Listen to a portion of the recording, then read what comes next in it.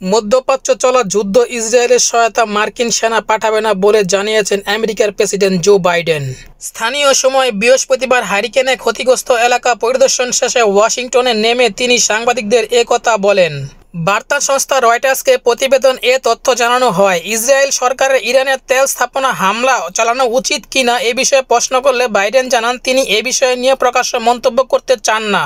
মার্কিন প্রেসিডেন্টের মতে মধ্যপ্রাচ্য যুদ্ধ ছড়িয়ে পড়া ঠেকানো সম্ভব। কেন মার্কিন প্রেসিডেন্ট সম্প্রতি আর ইসরায়েলের প্রধানমন্ত্রী বেনিয়ামিন নেতানিয়াহুর সঙ্গে আর যোগাযোগ করছেন না? এ প্রশ্নে বাইডেন বলেন, কারণ এখন কথা বলার মতো কিছু ঘটছে না। গাজা যুদ্ধ শুরু হওয়ার পর গত 1 বছর ধরে ইসরায়েল এবং হিজবুল্লাহর মধ্যে আন্তঃসীমান্ত সংঘর্ষ চলছিল। গত 2 সপ্তাহ আগে লেবাননে হামলা করে ইসরায়েল। এ হামলায় প্রায় 2000 মানুষের মৃত্যু হয়েছে, বাস্তুচ্যুত হয়েছে 12 লাখের বেশি মানুষ। এদিকে গাজা ইসরায়েলের হামলা এ পর্যন্ত 42,000 মানুষ নিহত হয়েছে। ফিলিস্তিন ভূখণ্ডে থাকা 20 লাখ মানুষ এখন বাস্তুচ্যুত।